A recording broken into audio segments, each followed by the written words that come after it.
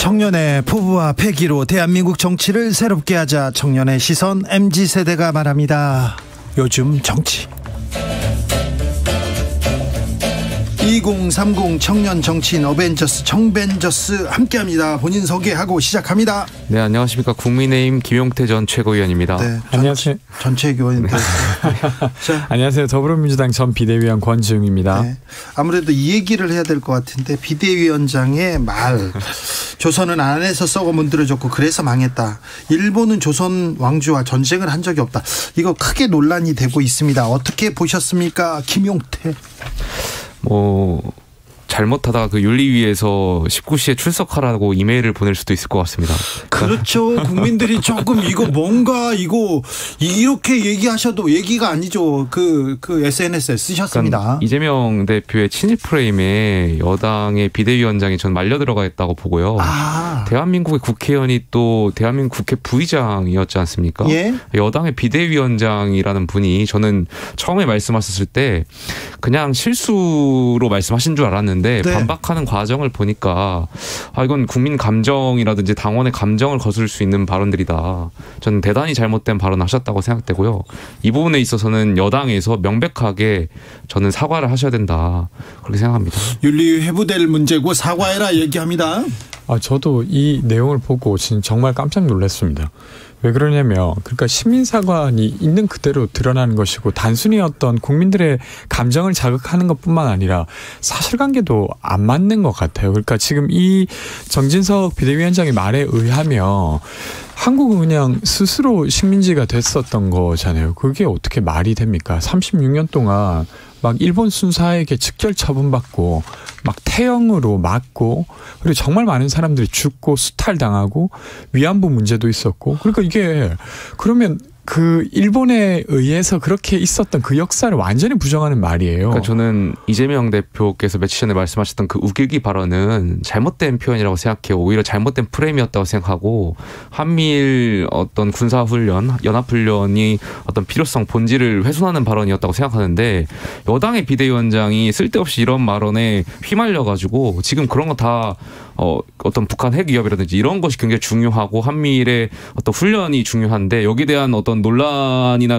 어떤 이야기들이 쏙 들어가고, 지금 말씀하신 대로 식민사관이라든지 이런 발언에 지금 오늘 하루 언론의 이슈가 장식된 것 같아서 여당 비대위원장이 스스로 지금 비상상황을 자초하고 있는 것 같습니다. 그러니까 저도 처음에는 이제 한미일 군사훈련 관련해서 사실 그것을 친일 프레임으로 접근하는 건 전 적절하지 않다고 공개적으로도 이야기를 했었습니다. 네. 근데 그것과 전혀 상관없는 일에 대해서 지금 정진석 비대위원장이 언급을 했고, 근데 정진석 비대위원장의 조부가 사실 친일 행적이 있었다고 의혹을 보도가 받고 있죠. 되어 있는 상태이고, 예. 아버님도 친일 청산법을 반대했던 이력이 또 있으시더라고요. 예. 그러니까 만약에 그런 맥락이라면 이해는 돼요.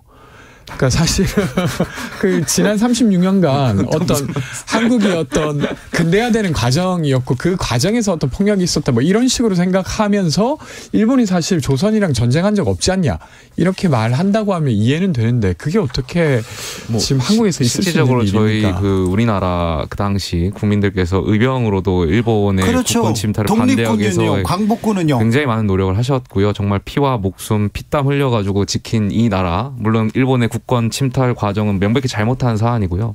여당이 대변이라든지 비대위원장에서 여기에 대해서 명백하게 국민들께 이해를 구하는 일이 필요할 것 같습니다. 자, 근데 보수라는 사람들이 이게 민족을 그리고 국민을 이렇게 배반하는 얘기를 한다니. 그런데 그는 보수당에서 국민의힘 내부에서도 김용태 전 최고위원 같은 이런 목소리가 더 나와야죠. 이건 부적절했다. 민족 감정, 이게 어떻게 민족을 지키는, 이게 보수당에서 할 소리냐, 이런 얘기가 나와야 되는데, 국회의원들도 그렇고요. 또 힘 있는 자리에 가 있는 분들은 별 얘기 안 합니다. 말씀 못하죠. 이제는 저희가 전당대회를 앞두고 있고 총선 공천 권한을 갖고 있는 전당대회이기 때문에 네. 자칫 여기서 잘못 얘기하고 눈 밖에 나는 이야기를 한다면 다음 공천권을 받지 못할 수 있는 가능성이 높기 때문에 여기에 대해서 소신이나 이런 목소리를 내기가 쉽지 않죠. 급격히 보수당 이렇게 좀 얼어붙는 것 같은데요. 그러니까 연초에 일본에서 교과서 개정이 있었습니다. 근데 거기에 위안부란 표현, 그리고 강제동원이라는 표현이 없어지기로 했어요. 예? 사실 한국 입장에서는 존재했던 역사가 없어지는 것입니다. 근데 여기에 대해서 여당 지금 대표로 있는 비대위원장이 전혀 대응할 수 없는 상태인 것 같아요. 그러니까 사실은 과거사 문제 아직 남아 있지 않습니까? 여전히 이제 일본은 독도 영유권을 주장하고 있습니다. 일본 것이라고.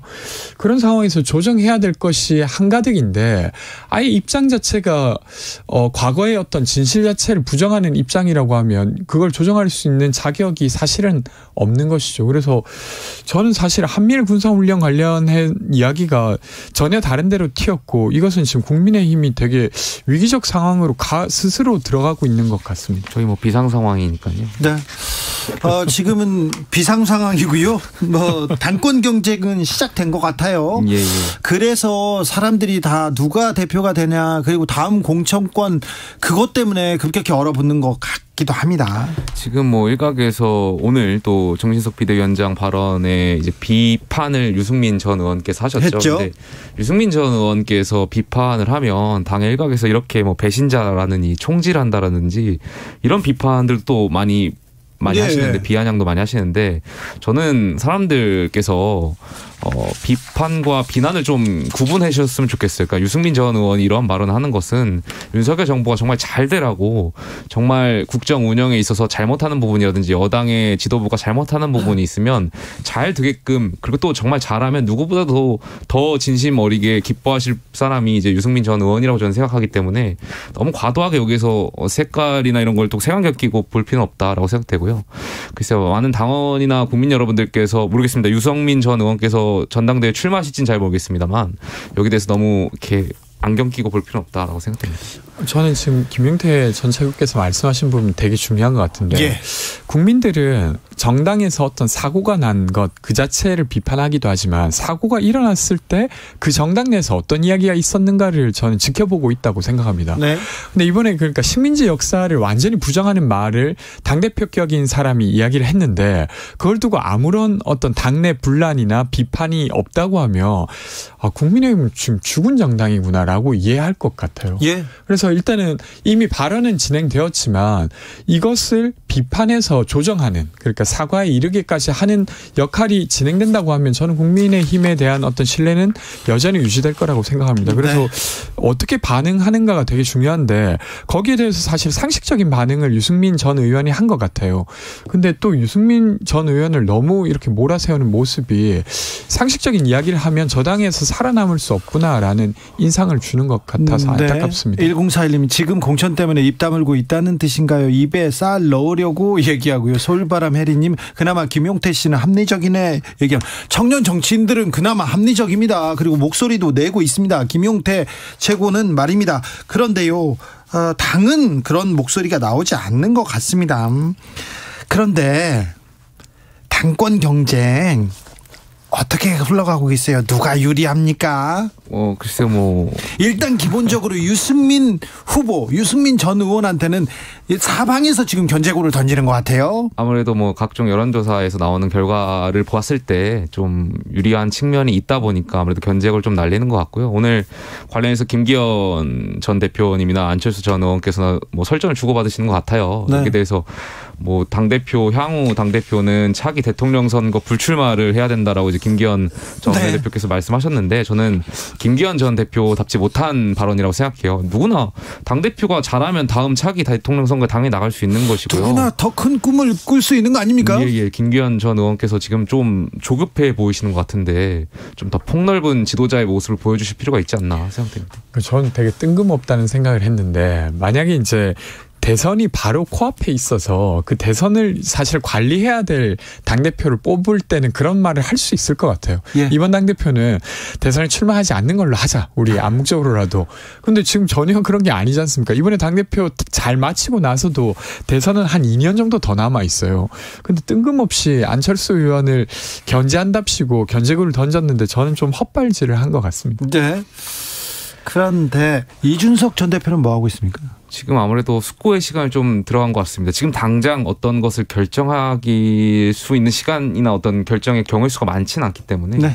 일각에서 뭐 여기에 대해서 가처분을 항고한다는 언론 보도도 있는 것 같은데 저는 글쎄요 뭐 확정된 기사 같지는 않고요. 네. 좀 더 지켜봐야 될 것 같습니다. 당권을 두고 이렇게 당권 주자들이 싸우면 싸울수록 국감이 흘러갈수록 한동훈이라는 이름이 계속해서 좀 나옵니다. 또 특별히 국민의힘 여당 지지자층에서 지금 한동훈 하는 것 같은데 이 점 어떻게 보십니까? 김용태 전 저는 우리 당원 국민의힘 당원분들께서 한동훈 장관을 향한 기대치가 굉장히 높습니다.